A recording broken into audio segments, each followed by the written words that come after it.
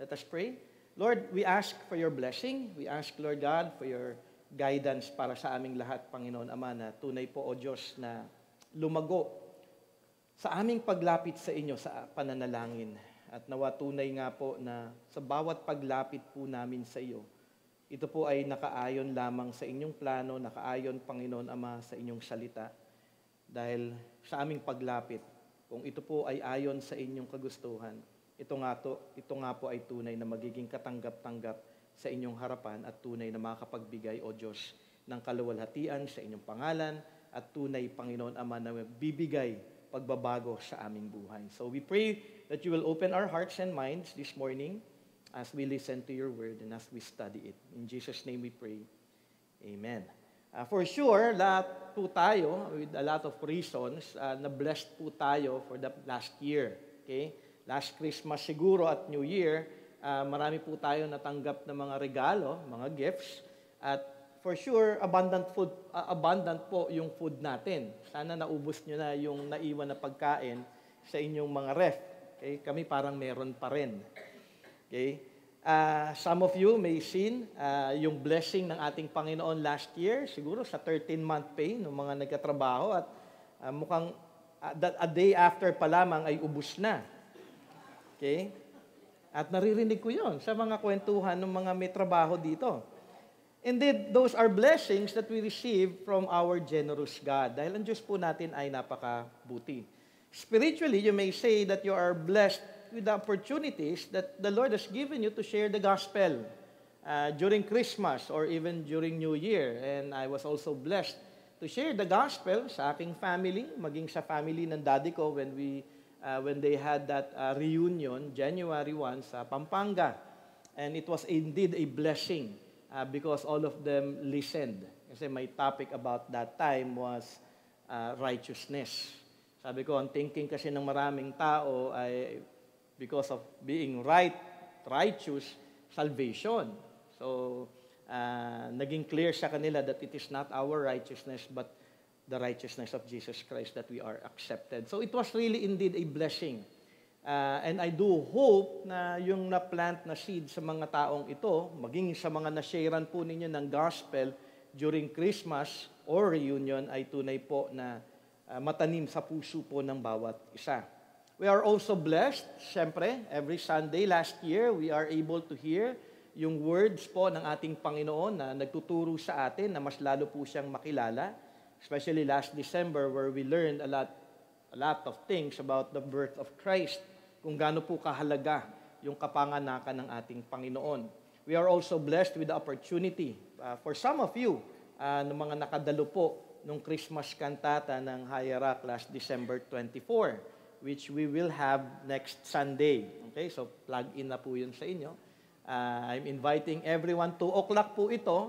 So after service, pwede po muna kayong umuwi, rest a bit, and then by 2 o'clock, siguro before 2 o'clock, be there, siguro around 1:30 siguro, you can be at phase 4. Doon po, nirent po natin yung kanilang, the tree, sa ilalim ng puno. Ang tawag doon?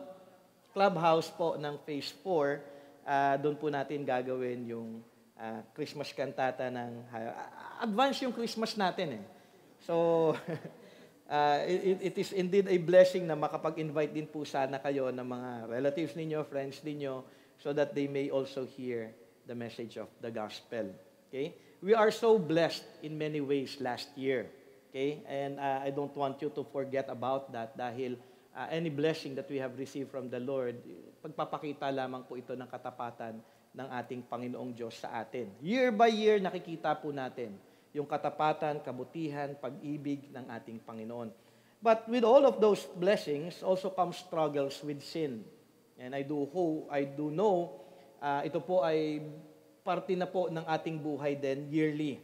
Because we are robbed of joy in Christ because we still tend to follow our desires more than what God wants us to do. Yun po yung pinaka-nakakalungkot na bahagi. We see the blessings, but at the same time, mahalaga din po na makita natin kung saan din po tayo nagkulang sa ating Panginoon, yung struggles po natin. And the Lord is giving us another year na na makita kung paano nga ba na natin din mapagwawagian yung mga struggles na ito in this new year.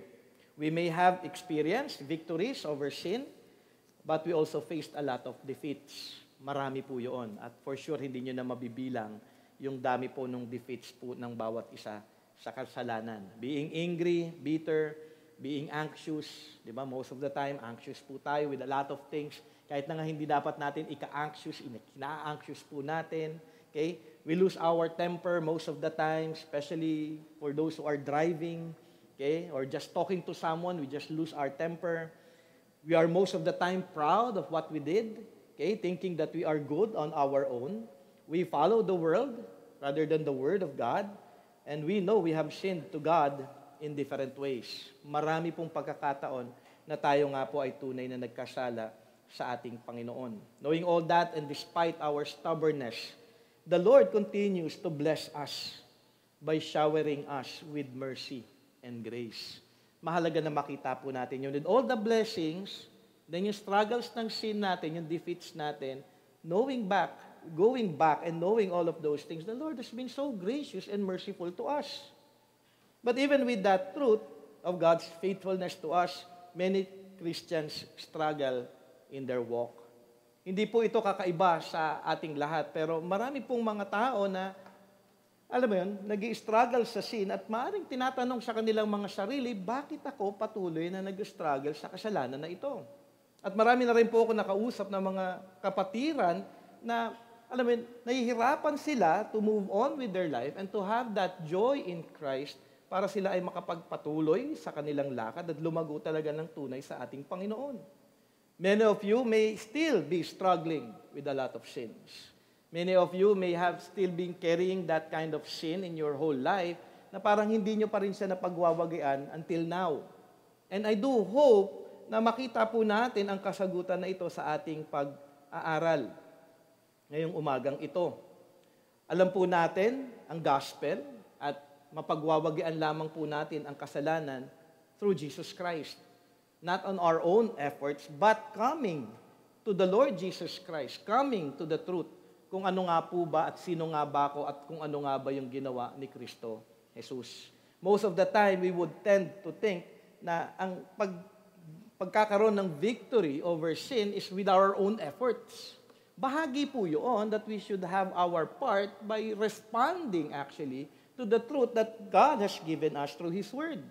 So, more of that is by grace, responding po doon sa truth na rini-reveal sa atin ng Panginoon. So mahalaga po na makita po natin ang kahalagahan ng confession. Because apart from confession, prayer, and repentance, most Christians will be robbed of their joy in Christ. And it will hinder us Christians to grow more in the Lord Jesus Christ. Mahalaga po na makita po natin ito dahil ito po yung isang bagay kung saan makikita po natin yung weakness natin sa atin bilang mga mananampalataya, kung ano nga po ba, unang-una, kung ano ang kasalanan, ano ang confession, ano yung repentance. In truth, a lot of Christians are in that same dilemma.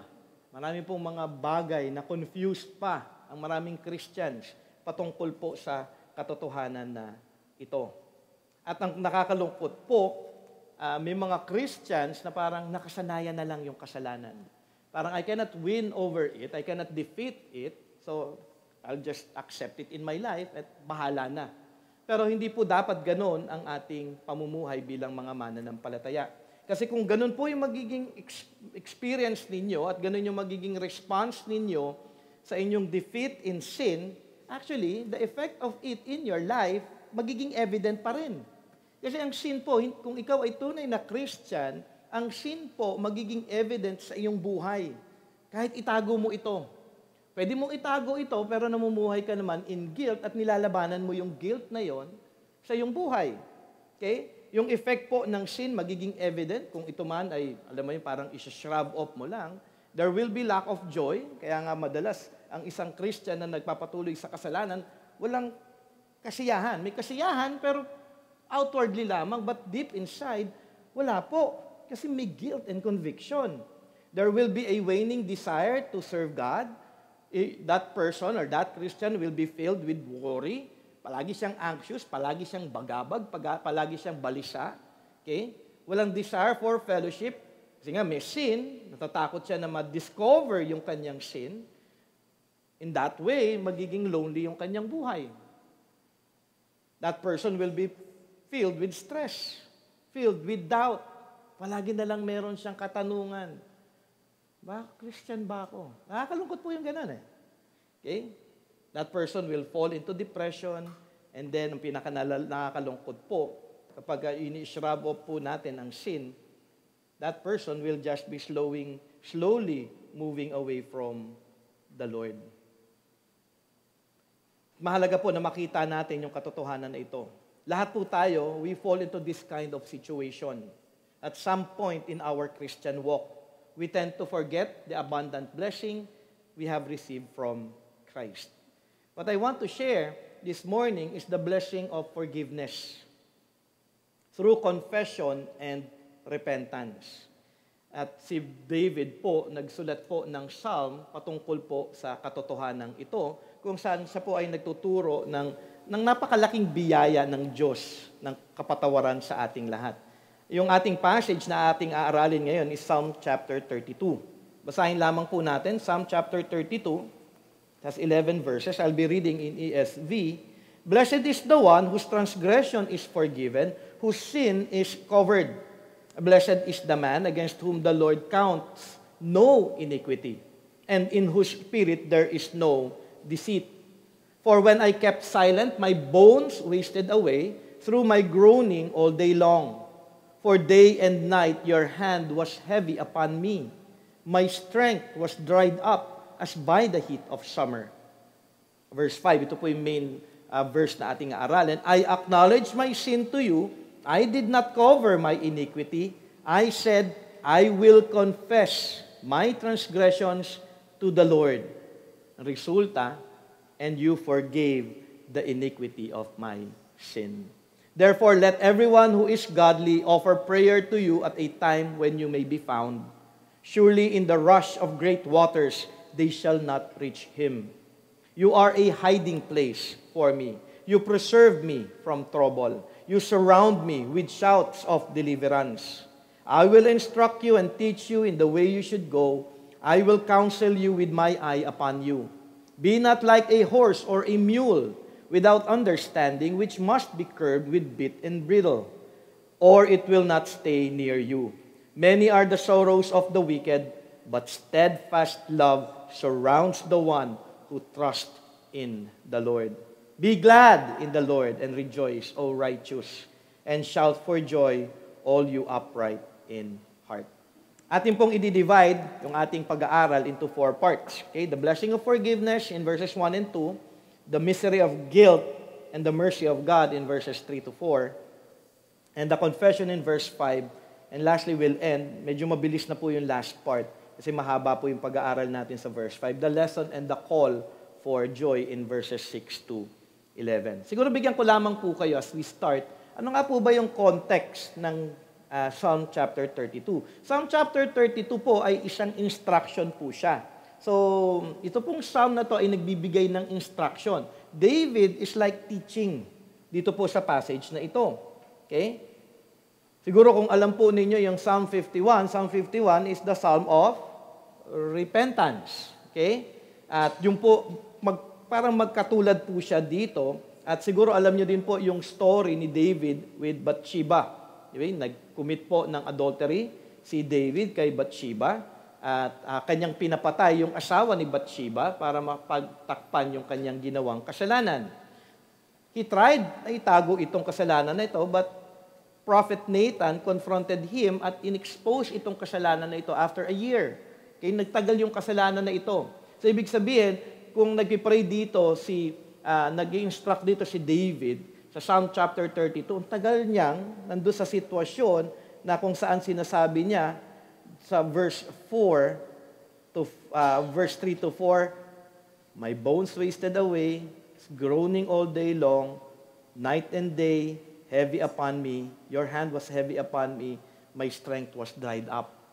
Ganong katagal yun. Actually, hindi siya tinantanan ng ating Panginoon dahil, di ba, yung bata pinanganak, namatay yung kanyang anak at na-expose yung kanyang kasalanan through Prophet Nathan.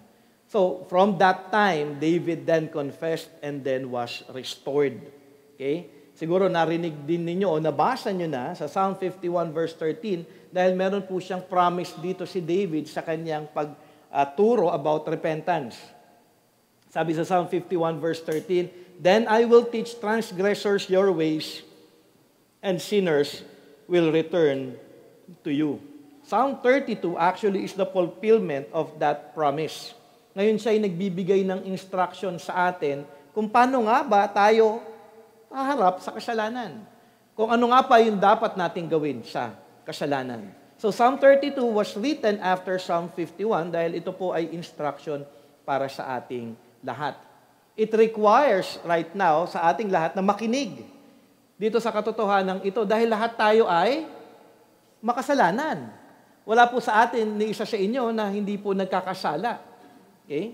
At mahalaga na makita po natin ito dahil it will result kung saan ito po ay makapagbigay din sa atin once you learn this truth from David in Psalm 32. Ngayon tayo magkakaroon talaga ng true comfort and joy sa forgiveness na hatid ng ating Panginoon. As we have read earlier, David starts here with an exaltation of God's great blessing of forgiveness. Makikita po natin yun sa verses 1 and 2. Actually, itong verses 1 and 2 is a conclusion. So, nag-start siya nung kanyang psalm, sa Psalm 32 ng conclusion. Ito yung resulta ng aking buhay. Ini-start niya ito with giving praise sa ating Panginoon, sa kanyang na-experience in life. Verses 1 and 2 are now the state of David after receiving God's mercy and grace of forgiveness. Ito yung estado niya. So, ibig sabihin, 1 and 2, yung verses 1 and 2 na ito yung kanyang kalagayan nung kanya natanggap yung kapatawaran. At mahalaga na makita natin, ito nga din ba ang estado natin ngayon? Kasi dapat tayo full of rejoicing eh. Siguro, if you have read Philippians, kaya nga si Paul palaging nagsasabi doon, rejoice. Again, I say, rejoice. Why? Because one blessing that we have received from the Lord is forgiveness. At pwede pong magpatuloy yung joy na yun kung tama din po yung ating paglapit sa ating Panginoon, coming to Him, confessing our sin, and repenting of our sins. David is filled with joy and praising God. He considers himself truly blessed by God. Napaka-blessed ko. At binabahagi ko ngayon itong blessing na aking natanggap sa Panginoon. Nais nyo ba na ganito din ang inyong maging katayuan sa inyong buhay ngayon? Sa inyong mga puso? Na tunay na itinataas ang ating Panginoon at puno ng pagluwalhati sa kanyang mayamang biyaya na kanyang ibinubuhos sa atin. Kasi minsan, nakakalungkot po ng isang Christian. Kaya po, minsan, ang isang Christian ay malungkot palagi. Kasi nakatingin masyado sa sarili. Nakatingin siya sa kanyang sitwasyon rather than going to God, repenting of that. Kasi, alam niyo, minsan yung kalungkutan, maliban na kung kalungkutan niyo, malungkot kayo dahil sa kasalanan. Pero most of the time, nalulungkot kayo because of your circumstance na kinakalimutan na po ng Christian yung ating tunay na kalagayan sa ating Panginoong Diyos. At for sure, you are sinning. Kasi ang Christian po, we are to be marked with joy. Bahagi po yun eh, na dapat meron po tayo mga mananampalataya. Ngayon, kung full of sadness pa rin kayo, you check your heart, baka nga meron kayong sin na hindi nyo pa nako-confess at meron kayong sin na hindi nyo pa talaga tunay na tinatalikuran. Kaya nga po mahalaga na makita natin na tayo mga mananampalataya ay dapat puno po tayo ng kagalakan. Dahil meron po tayong kasiguruhan na tayo ay tunay ng napatawad kay Kristo Jesus. Yun yung reality. Yun yung katotohanan. Kaya nga po, may kagalakan. Kaya nga some of the people might ask, Brother Jay, di ka ba nag-struggle in sin? Yes, I'm struggling. But I'm repenting. I'm confessing. I'm going through the biblical way of life. Kaya palaging may joy. Maraming problems, hindi ko sinasabing gano'n. Maraming situations na mahirap. Pero the Lord has allowed me to learn. Kasi kung ako nagpadala lang sa emotions ko, sa feelings ko, sa situations ko. Tingin niyo makakapagturo ako ngayon every Sunday, for 12 years. No, I can only do that by the grace of God and because of the joy that I have in Christ. And one of the thing is knowing what confession and repentance is. Upang ako ay makapagpatuloy na may kagalakan, upang ako din ay makapagpatuloy na makapaglingkod sa ating Panginoon. Isa pong problema ng marami pong mga Kristiyano is the lack of true understanding of what sin is and what it means to be truly forgiven by God. Ito po yung problema. Kasi minsan pag pinag-usapan ng kasalanan, ayaw na. Okay? Pero meron pong sin, pero meron din pong forgiveness. Most of the time, Christians would say sin is just a mistake, an error committed, which all people do. Tao lang, tao lang. Sana alisin nyo na yung sa buhay ninyo, no? Yung sasabihin yung tao lang, tao lang. Lahat naman nagkakasala. Ano yun eh? Alibi, and then defense na sinful. You sin, you are a sinner, repent. Yun yung dapat na, Brother Jay, makasalanan ako. Parang ganun eh. Ako din eh. Kasi makasalanan ako, I repent. I should confess. Hindi yung mag-iisip kayo palagi ng defense. Kaya nga later on, we will see that in the life of David. Kasi yung dami po nating iniisip at tinitignan po natin palagi ang ibang tao. Tignan po natin kung sino tayo at kung ano po yung ginawa ng ating Panginoon sa atin. But be reminded, as our exhortation early on sa worship time, sin is against God's holiness. Because God is holy. The more you understand the sinfulness of sin, the more you will see the beauty of God's forgiveness. Kailangan po may tamang understanding po tayo ng sin. Huwag niyo pong babaguhin yung doctrine of sin sa inyong isip. Huwag niyong mamaliitin ang kasalanan dahil para sa ating Panginoong Diyos, ito ay napakalaki at ito'y kanyang kinamumuhian. Nahiwalay po ang tao sa kanyang relasyon sa Diyos dahil sa kasalanan. At simulan niyan, bumagsak na po ang humanity because of sin. Hindi po maliit ang kasalanan. We are to treat sin as sin. And as you see the sinfulness of sin, you will see then the beauty of God's forgiveness. So why is David filled with praise and joy in his heart? Bakit nga ba dito si David punong-puno ng pagpupuri sa ating Panginoon sa verse 1 and 2? Why? Because he knows that he is forgiven by the Lord. Pero ano nga po ba itong blessing ng forgiveness na ito? Di po ako magtatagal dito, pero bibigyan ko lamang po ng explanation kung ano nga po ba yung great blessing of forgiveness patungkol po sa kasalanan. Ano nga ba ang ginawa ng Diyos sa kasalanan? Para makita po natin yung great blessing of forgiveness. Okay? Mapopost po ito, okay, at least kung kaya nyong isulat ito ng mabilisan, yung mga taga-hierarch during prayer ito, sabi ko, mabilis lang ito. Tapos na. Sobrang bilis eh. Kasi medyo marami po ito. There are 12 truths written in Scripture on what God did to our sin. Number 1, He laid your sin upon His Son. Isaiah 53:6, and the Lord has laid on Him the iniquity of us all. Number 2, He has forgiven you of your sins. Ito po yung ating part ng ating verse, Psalm 32 verse 1. Blessed is the one whose transgression is forgiven. Number 3, He has cleansed you from your sin. 1 John 1:7, sabi po doon, and the blood of Jesus, His Son, cleanses us from all sin. Number 4, He has covered your sin. Psalm 85 verse 2, you covered all their sin. Number 5, He has cast all your sin behind His back. Isaiah 38:17, for you have cast all my sins behind your back. Number 6, He has removed your sin as far as the east is from the west. Psalm 103 verse 12, so far does He remove our transgressions from us, as far as the east is from the west. Number 7, He passed over your sin. Micah 7:18, who is like a God like you, pardoning iniquity and passing over transgression. Number 8, He has trampled your sin underfoot. Micah 7:19a. Okay? Sabi doon, He will again have compassion on us. He will tread our iniquities underfoot. Kasunod po neto sa Micah 7:19, He has cast your sin into the sea. Sabi doon sa last part po ng Micah 7:19, you will cast all our sins into the depths of the sea. Number 10, He has blotted out your sin. Isaiah 43, verse 25a. I am He who blots out your transgressions for my own sake. Number 11, He has turned His face away from your sin. Psalm 51 verse 9, hide your face from my sin. Yun po yung request ni David dito. And because of that, tinago nga po ng ating Panginoon ang kanyang muka sa kasalanan na gawa ni David. Number 12, He has forgotten your sin and refuses to remember it. Hebrews 8:12, sabi doon, and I will remember their sins no more.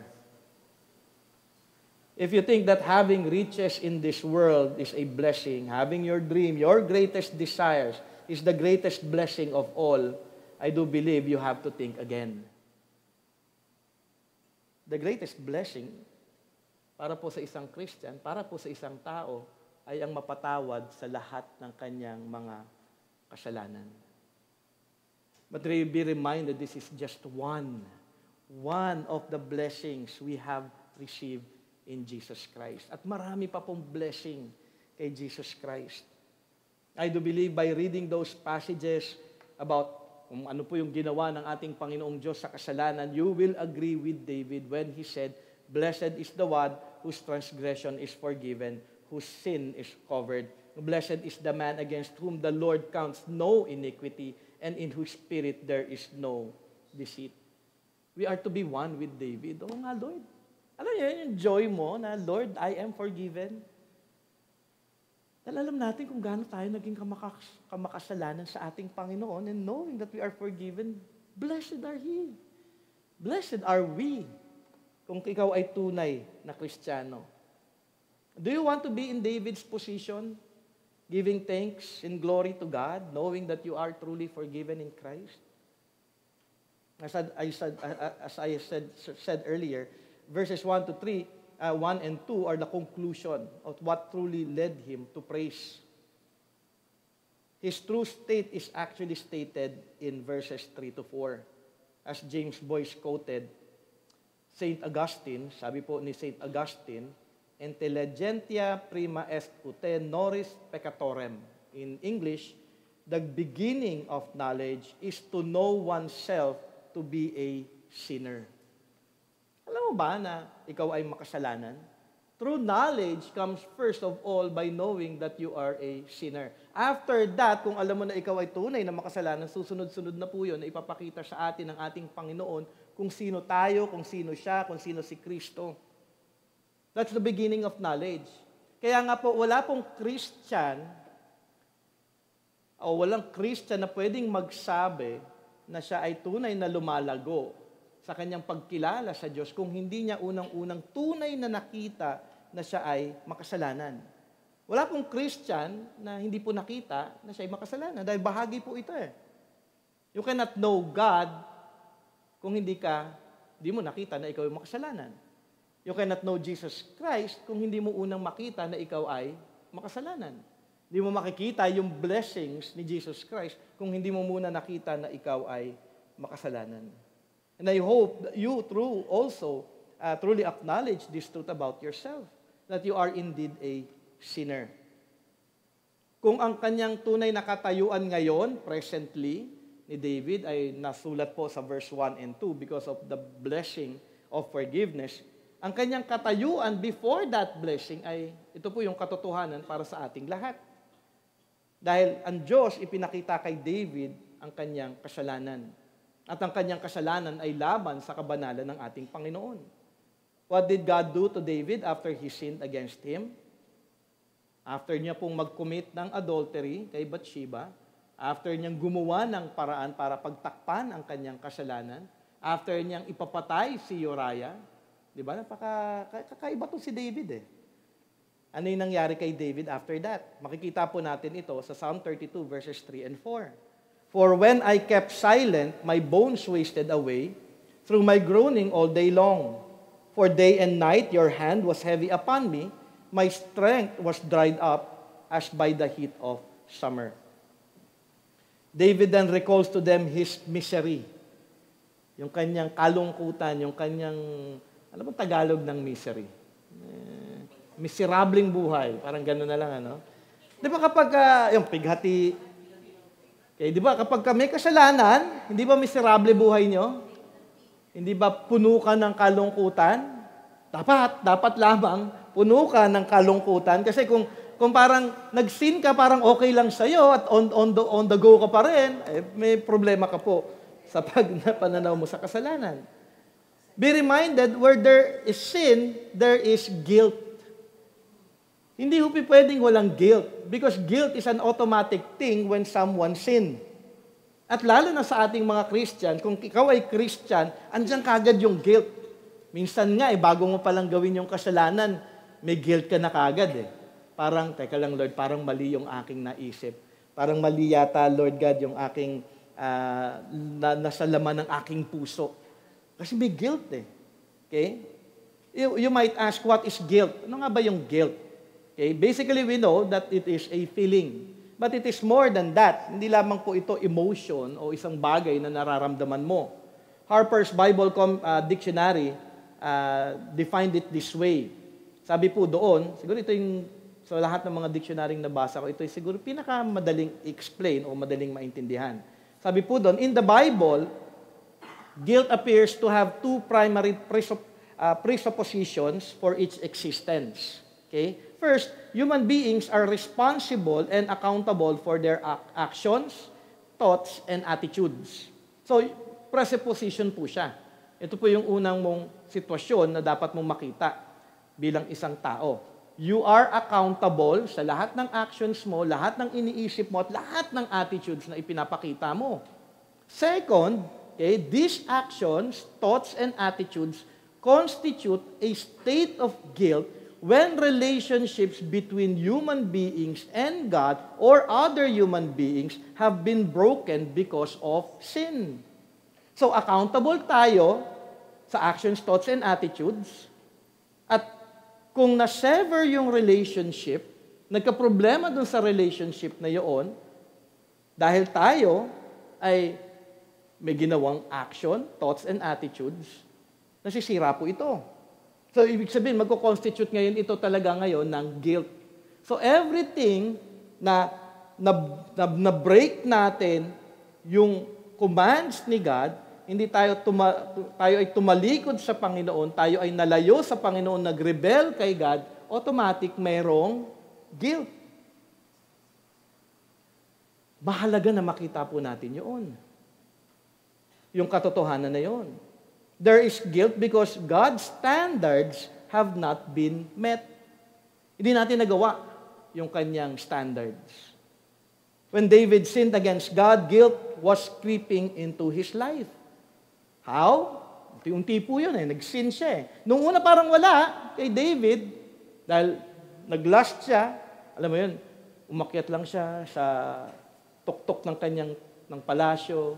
Uy, may nakita ako, babae naliligo. Patawag ko nga itong babaeng ito. Then committed adultery. So parang wala. Pinadala niya, nabuntis, nalaman niya, naku, nabuntis ko siya. Padala ko nga dito si Uriah. Lasingin ko nga ito para may mangyari sa kanya at sa kanyang asawa. Napaka-righteous ni Uriah. Hindi ako pwedeng makipagtalik sa asawa ko. Nasa gera lahat ng mga kasama ko. Napakasama nun para sa isang sundalo na ako taking pleasure with my wife while my, alam mo yon, mga kasamahan kong soldiers, nakikipagdigmaan. Hindi niya ginawa. Sabi ni David, lalasingin ko ulit to. Puntahan mo ang asawa mo, mag-celebrate kayo. Hindi pa rin ginawa ni Uriah. Ayaw mo, ha? Sige, pagbalik kita sa gera, sinabihan niya yung general, padala mo si Uriah sa pinakaunahan ng gera. Kasi pag nasa unahan ka ng gera, ano mangyayari sa'yo? Patay ka. Okay. So, yun yung nangyayari. So, after that, sabi nga, according to his recollection, dito sa Psalm 32, at that time of his silence, which is the time of unconfessed sin. Akala niya napagtago niya eh. And most of us, like David, would hide sin. Ay, hindi naman alam ni Pastor Jay. Until na lang malaman ko. Diba? May unconfessed sin po kasi. And while having that unconfessed sin, David said, "My bones wasted away through my groaning all day long." Which means physically, he's wearing down. Because all day, he was in anguish. Alam mo yun, yung hirap na nandyan yung kasalanan, yung hirap na patuloy sa kasalanan. And then David adds, "For day and night your hand was heavy upon me." Kaya po yung maraming Christian, kung bakit po sila parang bigat na bigat sa buhay, because God's hand is upon you. Because you have not repented of your sin, or you try to hide it, or you try to, alam mo yun, shrug it off, na parang wala lang. Yeah, the Lord is good. Ito yung magandang makita ninyo. Pag hindi mabigat yung kamay ng Diyos sa iyo, baka hindi ka Christian. Tandaan niyo yan, ha? Pag hindi mabigat yung kamay ng Diyos sa inyo, while living in sin, na parang okay lang ang buhay niyo, living in sin, questionin niyo na kagad sarili ninyo. Kasi alam niyo, may kasalanan kayo eh. And then you have not confessed your sin. Kaya nga may prayer si David, "Search me, O Lord." Pagka sinabi ni David, "Search me, Lord, let me know other sins that I have committed against you." Kasi kailangan natin maging malinis sa ating Panginoon eh. Do not pray in general na, "Lord, alam niyo lahat ng kasalanan ko, forgive me." No. Search. Pagka sinabing search, "Lord, ipaalam mo sa akin. Naging mayabang ba ako sa pakikipag-usap ko? Nag-isip ba ako ng masama sa aking kapwa? May nasabi ba ako na hindi tama? Naging unloving ba ako? Naging maramot ba ako? Nagalit ba ako? Naging bitter ba ako?" You have to specifically acknowledge sin. And most of the time, as a Christian, ako minsan, liligo ako biglang may papaalala si God, "Jay, hindi tama yung ginawa mo this time. Bigla na lang ako, "Oo nga, Lord, hindi po tama yun. Forgive me. That was sin. I committed." Minsan ako, drive ako, minsan may isip ko, may papaalala ang Panginoon, na kasalanan na nagawa ko, naging mayabang ka during this time. "Lord, forgive me of my pride. That was not right. Have mercy on me." You have to confess. You have to acknowledge. Hindi yung parang okay lang. Si God, loving yan. Merciful yan si God. Si Brother Jay lang yung masyado mahigpit. Hindi po. Nararanasan po yun ng isang Christian. Kasi si David naranasan niya eh. His hand was heavy. Kung Christian ka, hindi ka patutulugin ng Panginoon. God convicted David. He is not actually imprisoned by guilt. Imprisoned siya for a year with guilt. And then sabi dito ni David, "My strength was dried up as by the heat of summer." He was withering away because of sin, of the sin that he has committed. Alam niyo, parang nauupo siya, nangihina siya, wala siyang magawa. Have you experienced that because of sin? Unless you have confessed it before God. For sure, if you are truly a Christian and if you have sinned against Him, the Lord will work in your heart. There is this misery of guilt before you. May misery. Hindi ho pwedeng walang misery. Okay? I have heard before, meron po akong isang Christian na kausap before. Nag-confess kasi siya ng sin dahil member siya ng hierarchy. Kinausap niya ako after yata nung confession niya ng sin sa members ng hierarchy. And then nag-commit siya ng fornication. At worker kasi siya din siya ng church. Sabi niya actually sa akin, alam mo Brother Jay, nung ginawa ko yung kasalanan na yun, wala naman talagang nakakaalam. Pwede ko nang itago eh. Siyempre, fornication, ginawa nila ito somewhere. Nung kanyang, kaya minsan mag-iingat kayo eh, yung mga reunion na yan. Reunion, may crush ka ng high school. Tapos matanda na kayo, tapos parehas kayo kaya walang asawa, o kaya widow na. Kita lang sila sa isang reunion. After that reunion, may nangyari na sa kanila. They committed fornication. Sabi niya, plano ko talaga itago yung kasalanan hanggang mamatay na ako. Sabi niya yan, hanggang sa ilibing ako. Sabi niya. Pero sabi din niya, guilt was ever before him.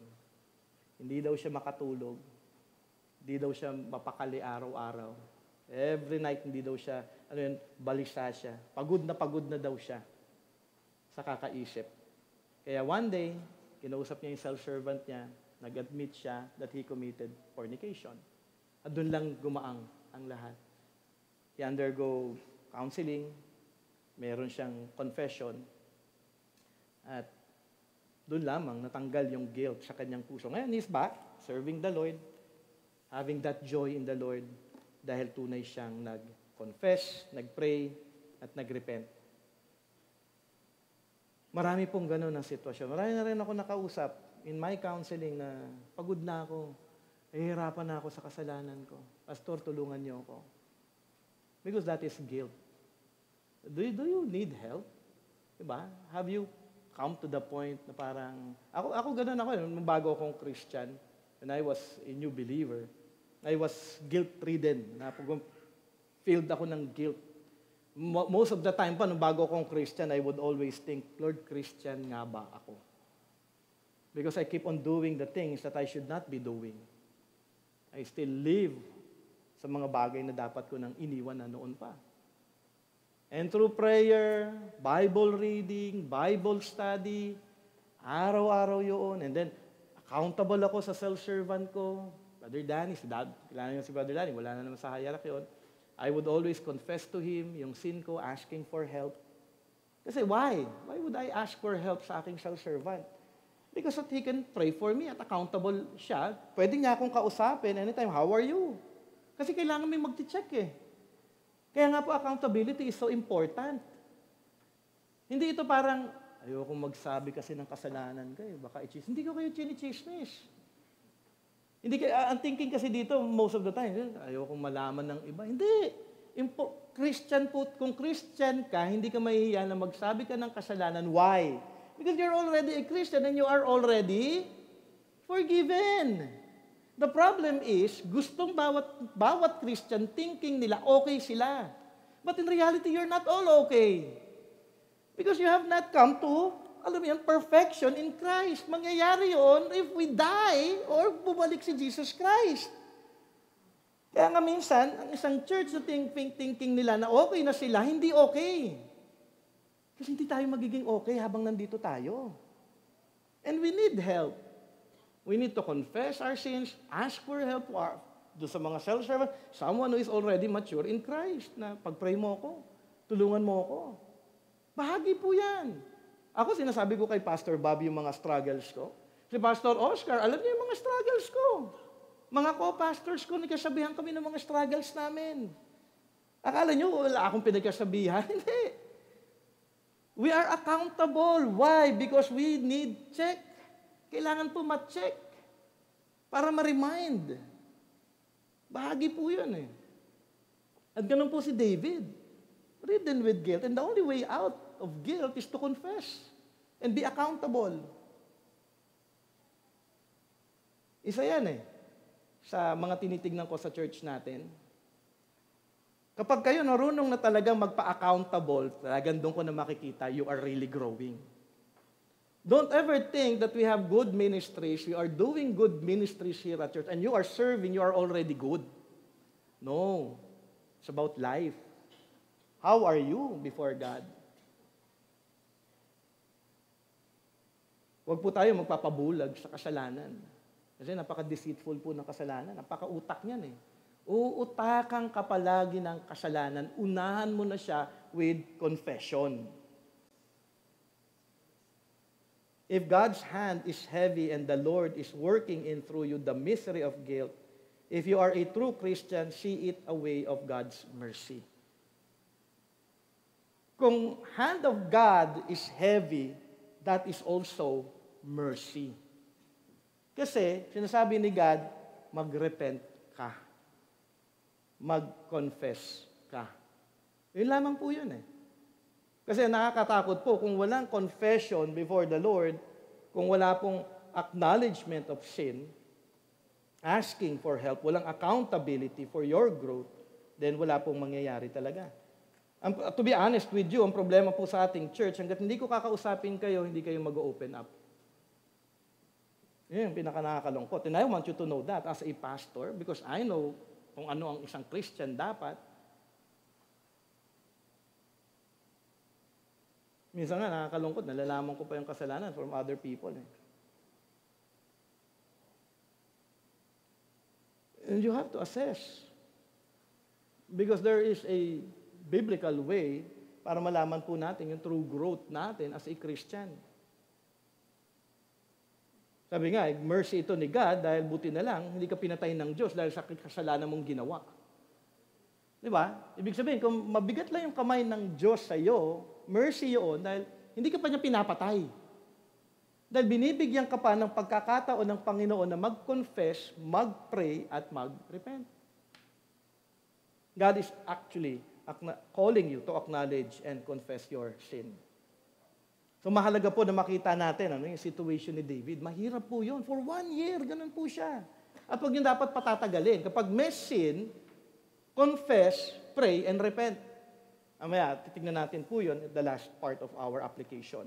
Let's go to verse 5, confession. Dito po tayo magbibigay ng time. Sabi ni David, I acknowledge my sin to you. I did not cover my iniquity. I said, I will confess my transgressions to the Lord, and you forgave the iniquity of my sin. The first step actually in counseling, para malaman po ninyo, the way for a person to change or to lead the Christian, sinning Christian, is realization. At mahalaga po yung realization na word. Realization of the truth. Kasi madali pong i-accept, sabihin po natin, nagalit ako, kasalanan yaan. But through realization, ang tunay pong realization sa sin is acknowledgement that is coming from the truth. Galing mismo sa salita ng Panginoon. Kaya nga, every time I do counseling, marami pong questions akong binibigay o tinatanong sa kanila. Not only that I would ask the counselee questions, but I would also ask that person, yung counselee po, to read Bible verses that addresses that sin.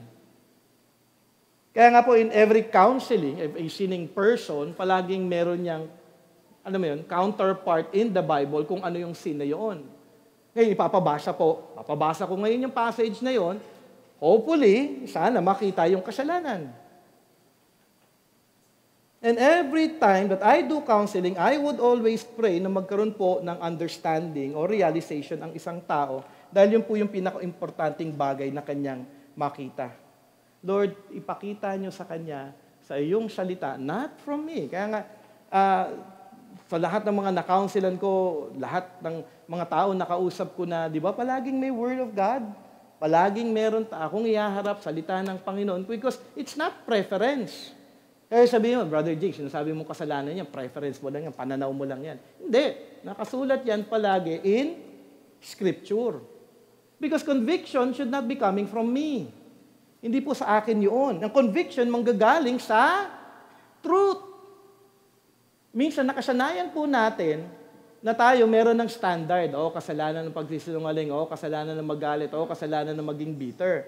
Pero we are to see it in truth para makita natin it is from God that you have sinned.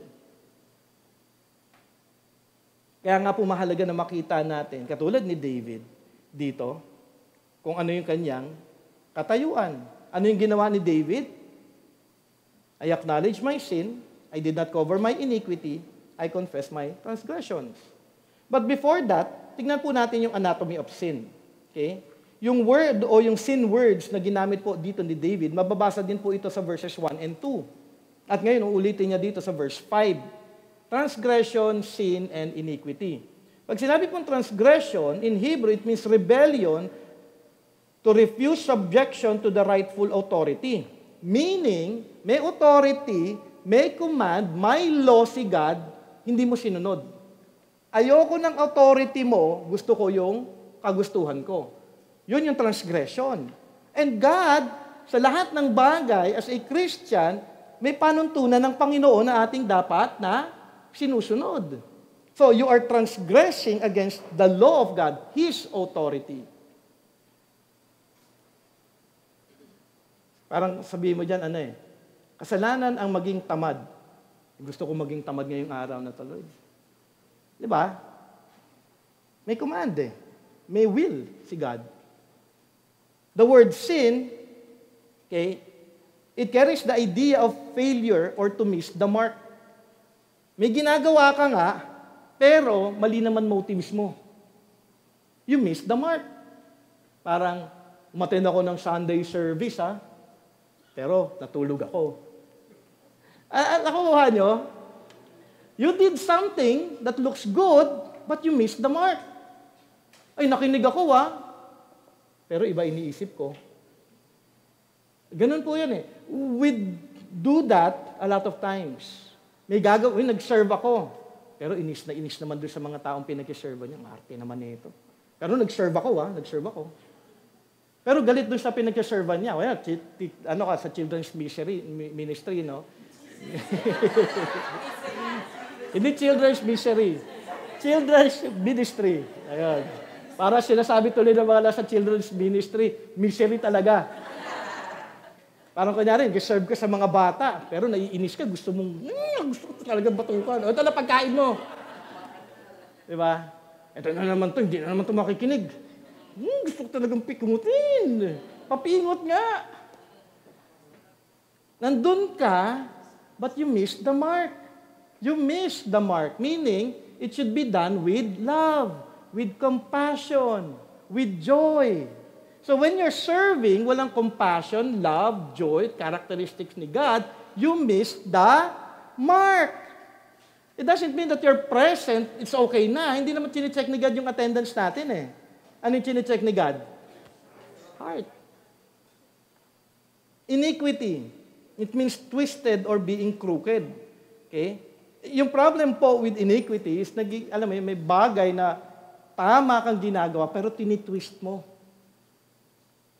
Binabago mo sa standard mo. Nagiging crooked.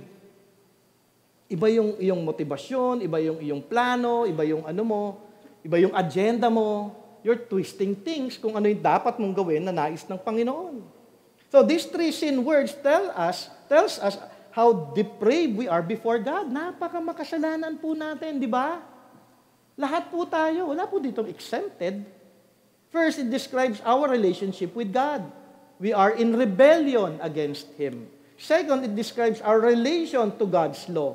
We fall short of it. Nagkukulang po tayo. And third, it describes sin in relation to ourselves. It is a corruption or twisting of right standards because it also twists our own being. Tinitwist po yung pagkatao natin ng kasalanan. Kaya po tayo twisted thinking most of the time. Pagka hindi po tayo talaga submitted sa Word ni God at kung hindi po tayo tunay na lumalago kay Kristo Jesus. And that is sin. And we are not to belittle sin. We are to see how sinful sin is in the eyes of God.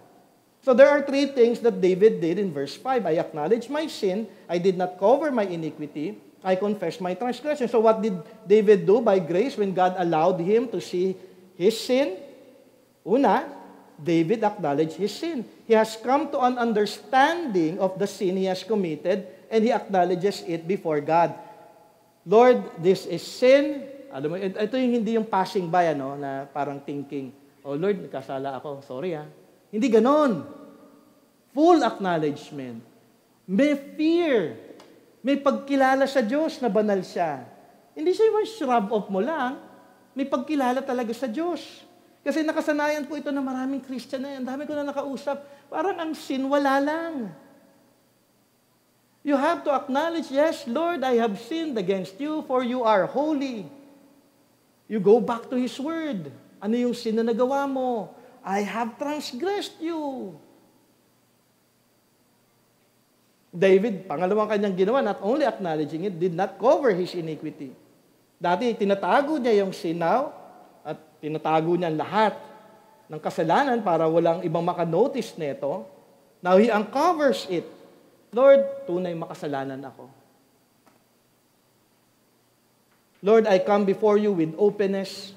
I will show you my sin. And I will be honest, I will be true, for no sin can be hidden from you.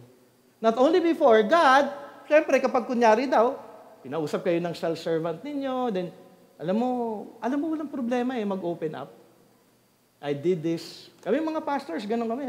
May mga ugali kami na napag-uusapan din namin na mali yung attitude namin regarding this. We would open up. Hindi kami nahihiya. Because opening it up is acknowledging, not covering. Hindi yung kunyari daw, alam na may kasalanan. Brother, can you share? Or sister, can you share? What did you do? Or what? Wala. Kasi ganito ginawa eh. Ganito ako eh. Ganito kasi yung sitwasyon. Hiding yun eh. Kapag nag-hide, minsan na nakakalungkot po doon, hindi nyo nakita yung kasalanan. Minsan yan, pag may kausap ako, sa tingin mo, ano nagawa mo? Iisip yan ng malalim, matagal. Ang problema, hindi nakita. You have to think kung bakit minsan may sitwasyon kayo na mabigat ang sitwasyon ninyo, isipin ninyo, teka lang, ano nga ba, Lord, ang nagawa kong kasalanan? Hindi ko kasi pwede na meron tayong sitwasyon na mabigat, tapos wala lang. You have to think of what sin na iyong nakumit. And do not hide it. Oo nga, Brother Jay, naging mayabang ako dito. Kaya nga, Brother Jay, mali nga yung aking naging puso. Idolatry ito. Something like that. You have to think of it. Not to hide it anymore. Huwag na kayong mag-defend. Alam mo yun, pagkaka-defense ninyo sa kasalanan, lalo lang kayong bibigat ang inyong mga puso. Yung iba naman, tahimik lang. Wala lang. Tingnan ko, wala naman akong kasalanan na gawa. May papabasa na akong Bible verse, wala pa rin. Nakakalungkot po yun. And I do hope, huwag niyo pong gawin yun dahil wala talaga mararab kayo ng joy. Okay? Lastly, David confessed his transgression. We come now yung ating pong main point. So introduction pa lang ako kanina. Bibilisan ko na po ito. Ano nga po ba yung confession? Kasi mahalaga po ito eh. Kaya medyo extended tayo. Confession means to say the same things. Yung po yung pinaka-basic definition po ng confession. Sabi po, or to admit or agree. Sabi ni Augustus Lopez, to confess our sins means to agree with God's diagnosis of us. Kung ano yung nasasulat sa kanyang salita. That we are sinners and that we have committed sins and that we should verbalize this agreement with sadness and sorrow. I-verbalize mo at may kalungkutan. Kasi kung walang kalungkutan, parang hindi mo nakita na kasalanan yung ginawa. Nalulungkot pa ba kayo pag nagkasala kayo? Dapat po mayroong kalungkutan. Alam mo yun talagang, Lord, gusto kong wala talaga to eh. Gusto ko talagang mag-move with Christ, to grow in Christ. But there is a problem in application regarding this. Madali po yung understanding ng definition. Okay? To agree with God's diagnosis of us through His Word. But the problem is, many Christians flow from this situation. One problem is they equate confession as the same as repentance. Isang problem po ito. Magkaiba po ang confession at repentance. Minsan, ang thinking po natin in terms of definition or in terms of understanding, nagrepent na ako. Nagsorry na ako kay God. But repentance is, ano nga ba ang repentance? Turning away from sin. Ibig sabihin, when you turn away, you now live a life na hindi na ginagawa yung kasalanan na yon. Yun yung repentance. Confession is different from repentance. In confession, we go to the truth of God's Word, and we agree that we have rebelled, we have sinned, and we have turned our backs from God's will. Yun po yung confession. I agree, Lord, in accordance to your word. Sabi po sa inyong salita, ito'y kasalanan. I agree with you. I am in sorrow right now with my sin. Lord, forgive me. Repentance is an action. Okay? One turning from sin, from idolatry and rebellion, and now turns to God in faith. Ibig sabihin, nag-confess ako, mag-repent ako, hindi ko nagagawin yung mga kasalanan na ginawa ko. Doon mo malalaman ngayon kung tunay yung iyong confession at kung tunay ang iyong repentance through your action. But most of the Christian would just say, Lord, sorry sa akin nagawang kasalanan. Okay na. But kailangan mo makita, kaya nga, you are to bear fruit in keeping with repentance. Ibig sabihin po nung bearing fruit, ibig sabihin, may bago ka ng actions. Hindi mo nagagawin yung kasalanan na ito. Maaaring mahulog ka ulit dun sa kasalanan na yon, pero babalik ka ulit sa Panginoon, susundin mo si God. Hindi yung kakagawa mo lang kanina ng kasalanan, ito ka na naman ngayon. Ito ka na naman bukas, sa makalawang araw, sa buong darating na linggo, ganun ka pa rin ang pamumuhay mo. Walang confession, walang repentance. Nakukuha nyo? We don't equate confession and repentance. Confession is acknowledging, repentance is turning away. The second problem we face in line with confession is the lack of understanding and knowledge of truth. Kaya po hindi po nakakapag-confess ang isang tao because wala po silang understanding of God's Word. They skip confession because they do not know the Bible. Kaya ako palagi sinasabi sa inyo, importanteng nagbabasa. Kahit one chapter lang. Kahit some passages in Scripture, at least daily, meron kang word ni God. Mahalaga po ang Bible reading, mahalaga po ang Bible study. Kaya minsan nagtataka kayo kung bakit parang hindi ako lumalago. Ang magiging tanong, do you read your Bible? Do you understand the Word of God? Ano yung applications na nakita mo doon sa iyong binasa ngayon? Kasi ang iba, i-equate lang nila. Kapag basa naman ako pero ano yung naintindihan mo? Di ba sabi ko sa inyo, read a certain portion of Scripture, try to get one application in each passage or dun sa nabasa mo. For 365 days, kung araw-araw mong gagawin na magbabasa ka ng Bible at may application kang isa, you have 365 applications a year. Kaya nga lang ayaw ng tao magbasa. Why? Magiging question yan. Either you are sinning or either you are not a Christian. Dalawa lang yan. Kaya huwag niyong lokohin yung sarili ninyo. You have to read and study if you are a Christian. Hindi siya add-on sa Christian life. It is the Christian life to read the Bible. Christian life po to. Hindi po tamang, okay, naging Christian ako. Hindi dapat yung idagdag. Magbabasa na. Hindi po, dapat automatic siya. Kung hindi nyo nakikita yung truth na yun ngayon, you are to see it that Bible reading, studying, understanding the Word of God is very crucial for your growth. Kaya po walang confession kasi hindi mo alam ang Word. Wala naman akong ikaka-confess. Hindi ko naman alam kung ano yung kasalanan ko. Di ba? Nakukuha nyo? Pero the more you understand the Word of God, the more you read the Word of God, ay, sabi ko sa inyo, mamumulat kayo sa dami niyong kasalanan na ginagawa ninyo araw-araw. Kasi every time I read the Word of God, I see myself. Kung saan ako nag-fail. Kung saan yung mga bagay na kailangan ko pang ikalago. Yun yung bagay na dapat po nating makita. Isang problema po nating mga Kristiyano. Lack of understanding and the knowledge of the third problem that we face is that we want to instantly remove the guilt. Kasi may sin, may guilt. Ang gusto ng tao mawala yung guilt. Pastor, ang bigat-bigat na ito. Paano mawawala? Gusto microwave But God has a process.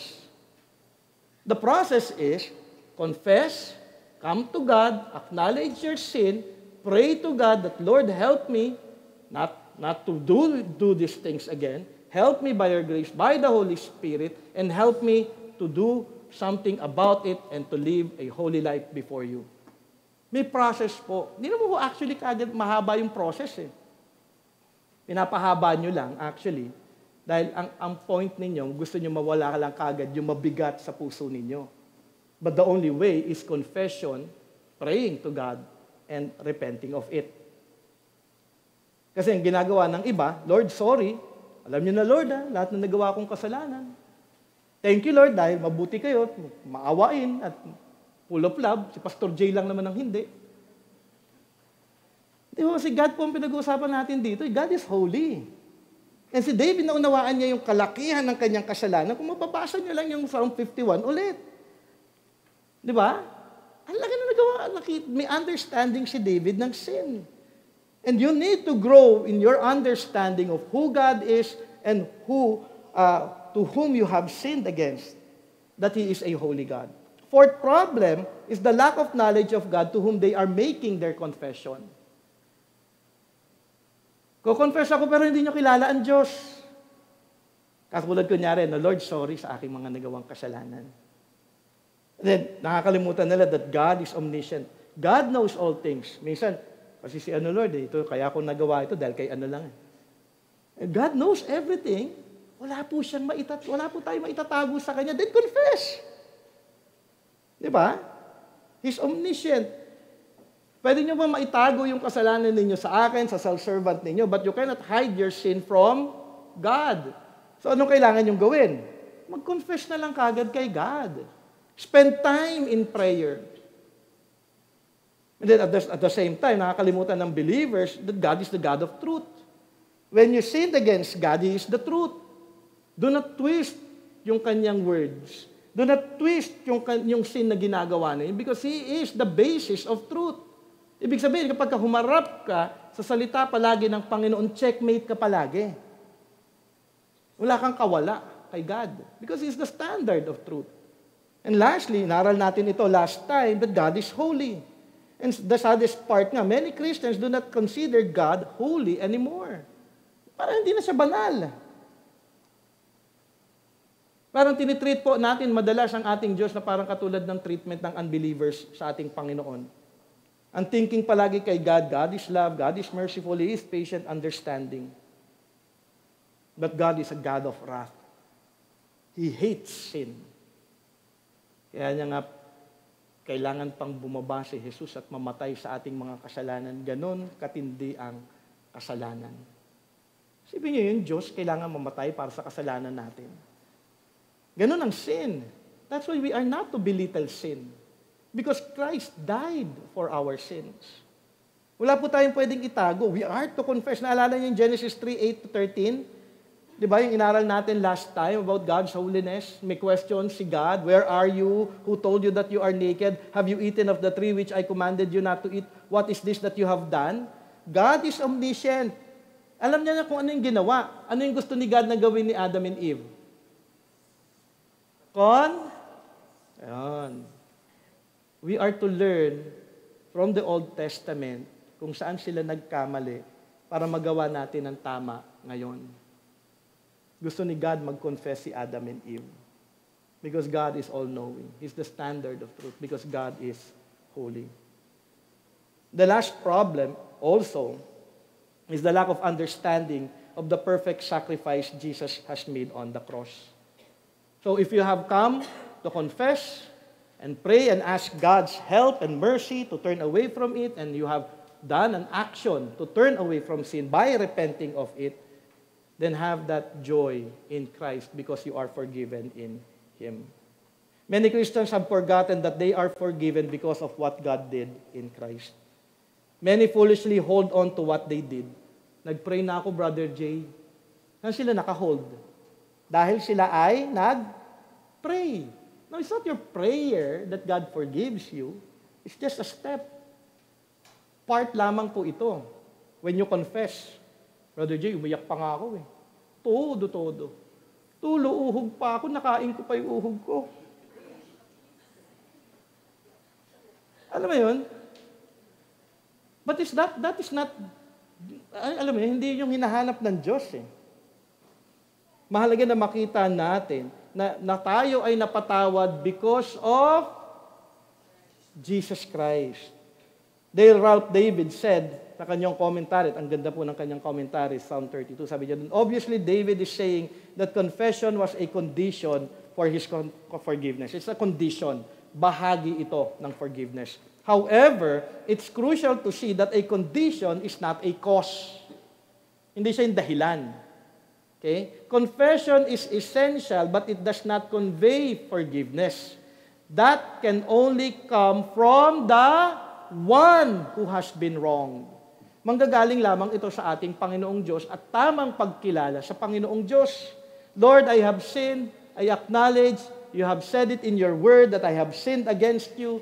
Lord, help me to turn away from it. Lord, give me strength, enablement, Lord God, to walk in righteousness and in holiness. And Lord, thank you because I am forgiven in Christ. Balik ngayon yung joy. Balik ka ngayon sa gospel. Ngayon meron kang kalayaan muli na makalakad, not because of what you did, but because of what Christ did sa ating sin. Everything na nabasa natin kanina doon sa ginawa ng Diyos sa kasalanan, na-fulfill ni Jesus Christ. So it's not on us, but we have to submit doon sa biblical command, will ng ating Panginoon sa ating lahat. Meaning when we confess, do we acknowledge God truly for who He is and for what He has done for us in Christ. For if there is true acknowledgement of God, acknowledgement of sin, God will then mercifully, graciously, lovingly forgive us our sins. Kaya nga magiging isa tayo ngayon kay John the Baptist. Behold, the Lamb of God who takes away the sin of the... Sino nakapag-alis ng kasalanan lamang natin? Jesus Christ. By His death on the cross, Christ accomplished redemption for our sins. In Christ, we have forgiveness. In Christ, we have hope that leads to joy. Do we hold on to the truth about who God is and what Christ has done for us? Katulad po ni David, I acknowledge my sin to you. I did not cover my iniquity. And I said, I will confess my transgressions to the Lord. And you, di ba? Sino na nagpatawad? You forgave the iniquity of my sin. There is an acknowledgement of God. May pagkilala sa ating Panginoong Diyos. It's always a relationship and how you respond doon sa relationship na meron tayo ngayon sa Panginoon. Kasi kung nagkasala tayo, kilala natin si God, ano yung dapat na maging resulta ng buhay natin? If God is holy, ano yung dapat na maging resulta ng buhay natin? Holiness. If God is righteous, ano dapat na maging resulta ng buhay natin? Living a righteous life. It's always relational. It's not just, in-acknowledge ko naman, it's relational. How you respond. If God is patient, we are to be patient with others. If God is loving, we are to be loving with others. Ganun po yung dapat na understanding natin of the character of God. That's why there will be joy in our hearts, knowing that we are forgiven of our sins. Magiging part ngayon ng ating buhay ito. Mag-confess, mag-pray, mag-repent. Yan magiging buhay natin araw-araw. Patuloy ngayon, ginagawa natin ito, magkakaroon tayo ng kagalakan sa ating mga puso. This is what biblical confession is. I hope na katulong po itong katotohanan na ito sa inyo, sa ating paglapit sa katotohanan sa ating Panginoong Diyos at sa ating pag-confess sa ating mga kasalanan. Itong example na ipinakita ng Diyos sa buhay ni David ay dapat nating sundin at ating bigyang halaga upang tayo ay hindi mapagwagian ng kasalanan. Kasi problema po napapagwagian tayo palagi ng kasalanan. Kailangan po natin ito labanan ng katotohanan at tamang paglapit sa Panginoong Diyos, tamang relasyon sa Kanya, tamang pagtugon sa kasalanan. Ano yung tamang pagtugon sa kasalanan? Pagsunod sa ating Panginoong Diyos. Pagpapasakop sa ating Panginoong Diyos upang tayo din ay patuloy na lumago sa ating lakad sa ating Panginoon. I'll end with 6 and 11. Just give me 5 minutes with this. Lesson and call for joy. Verse 6 and 7, sabi nga doon, therefore let everyone who is godly offer prayer to you at a time when you may be found. Surely in the rush of great waters they shall not reach him. You are a hiding place for me. You preserve me from trouble. You surround me with shouts of deliverance. In verses 6 and 7, David is calling us not to delay in prayer. When God's grace has come upon you and when your conscience calls you to confess, David said, offer a prayer at a time when you may be found. Mag-pray po kagad kayo. When you sin, when there is guilt, when there is conviction, pray. Huwag niyong patatagalin. Ano man yung ginagawa niyong tingin niyo na importante, mas importante na mag-repent. Ano man kahalaga. Hindi ko sinasabing, in your mind, Lord, I did something wrong. This is not right. This is against you. I have sinned against you. Lord, forgive me. Not only that, meron siyang divine protection sa mga taong nagpipray. Hindi lamang kayo magpipray ng confession na. Mag-pray din kayo na, Lord, papasok po ako ngayon sa trabaho, gagawin ko po yung gawain sa bahay. Lord, tulungan niyo po ako na maging righteous, na maging holy, na gawin ko ang lahat ng ito na may kagalakan at pagpupuri sa iyo. And then sabi nga, may promise dito, you will be a hiding place. You will preserve me from trouble. Ngayon, sa araw na ito, ingatan kayo ng Panginoon, gagabayan kayo. Do you pray in the morning asking for God's grace na, Lord, help me to walk righteously? You are to pray that way. Ito yung sinasabi ni David eh. Ito yung lesson niya para ikaw ay patuloy na magkaroon ng joy sa iyong buhay. Verse 8, David continues his instruction, verse 8 and 9, and a warning, I will instruct you and teach you the way you should go. I will counsel you with my eye upon you. Be not like a horse or a mule without understanding, which must be curbed with bit and bridle, or it will not stay near you. Sabi dito, learn from my experience, turn away from sin. Huwag mong patagalin ang iyong kasalanan. Magpakumbaba ka kaagad sa Diyos, mag-confess ka, mag-pray, at mamuhay ng tama na sumusunod sa Panginoon, that is repentance. Don't wait for God to break you. Alam mo yun, yung magmamatigas ka pa sa kasalanan. Obvious na may kasalanan. Sabi dito, do not be like a mule, or a donkey, or a horse. Without understanding, hindi kayo pwedeng sabihin na wala kayong understanding because now have the mind of Christ. If you are a Christian, you know the truth. You know what sin is. So huwag kayong matigas ang ulo, sabi dito ni David. Then in verse 10, sabi niya dito, many are the sorrows of the wicked, but the steadfast love surrounds the one who trusts in the Lord. Do you trust in the Lord, Yahweh God, Holy God? Kapag wala po, sabi nga, many sorrows ang mga tao nagpapatuloy sa kasalanan. But the love of God will be with you always if you live a life trusting God, submitting to God, obeying God, loving God. And lastly, yung call ni David to rejoice. Be glad in the Lord and rejoice, O righteous, and shout for joy, all you upright in heart. David now goes full circle and is now back with his joyous heart in verses 1 and 2. For indeed, in God, indeed, there is always joy. So rejoice, because there is forgiveness sa ating mga kasalanan. Napakabuti ng Diyos, di ba? Do you want to remain in that joy in the Lord? Be right with God by confessing your sin and repenting of it in your life. Remember these three things in conclusion: confession, prayer, repentance. Alam na po natin yung confession. We must identify our sins biblically while moving toward a concise agreement with God. Growing in the Word of God, acknowledging kung ano yung sin natin. Confession means to agree with God about our sins and we agree with His response to those sins according to Scriptures. Then we are to pray. Pray to the Lord to take away temptation and evil. Lord, ilayo niyo po ito kung saan ako nahulog. Alisin niyo pa yung mga bagay na kung saan ako madalas na nagkakasala laban sa inyo. Pray to God. Pray, sabi nga, both from within your heart and from outside influence. Lord, ilayo niyo na po ako sa mga taong ito na naglilid lang ako sa kasalanan. Yung mga nag-i-influence sa akin ng hindi maganda, it might be your office mate, classmate, or anyone, lumayo po kayo sa mga tao na naglilid sa inyo sa sin. Kung asawa nyo ito, lumayo na kayo sa asawa nyo. Joke lamang po yun. Iwalayan nyo na.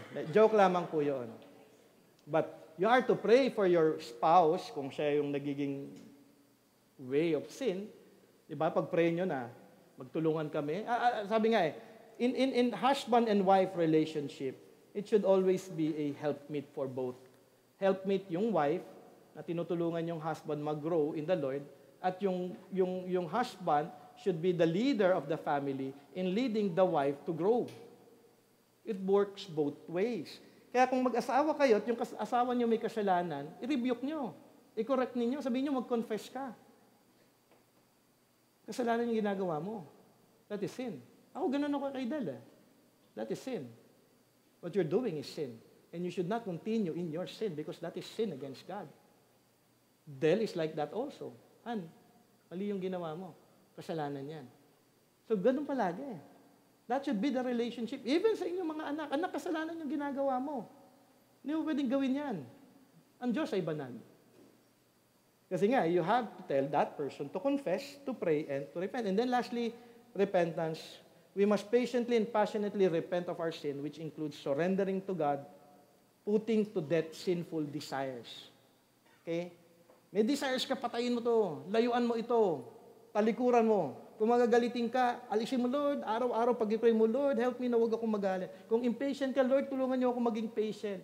Kung filled ka ng lust sa iyong isip, pag-pray mo, Lord, alisin niyo yung mga bagay na ito. Tulungan niyo po ako na mag-ingat. Alisin yung mga bagay na maaaring mag-fall ako into temptation, into sins. Lahat tatalikuran ninyo at gagawin niyo ng paraan. Hindi pwedeng hindi. Doon lamang ang tunay na repentance mangyayari kung lalayuan niyo din ang kasalanan. At doon din kayo makaka-experience ng joy sa inyong buhay. So when you apply this truth, confession, prayer, repentance, over and over and over again, there will always be joy in life. There will always be joy in Jesus Christ. Kaya ako, masasabi ko, in my life, I am filled with joy. Though, filled with troubles, filled with trials, but I have joy because I know that I am forgiven in Christ, and I can continually serve Him with all my heart and with all joy in my heart. Let us pray. Thank you, Lord God, for your word.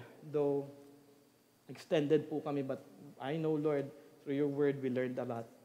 At mahalaga po ito para sa paglago po ng buong iglesia. And I pray for everyone, all of us, not only me, lahat po kami tunay na lumago sa inyo. At magkaroon, Panginoon, Ama, ng tunay na kagalakan kay Kristo Jesus. Patnubayan niyo po kami, Panginoon, Ama, sa aming buhay. As we start the year, O God, maging tama po ang aming lakad sa inyo. At tunay na tulungan niyo po kami. Na tunay na tumalikod sa kasalanan. Dahil pag tumalikod po kami, lumalakad ng may pagsunod, pagpapasakop, tunay din na magkakaroon ng kagalakan sa buhay po namin. Like David, we pray that we may always be in that situation. Being blessed of knowing that we are forgiven in Jesus Christ. Bless each one in the coming days, even sa darating pa pong mga activities, ministries, youth fellowship later on. I pray that you will bless us. In Jesus' name we pray. Amen and amen. Short announcement before we move on.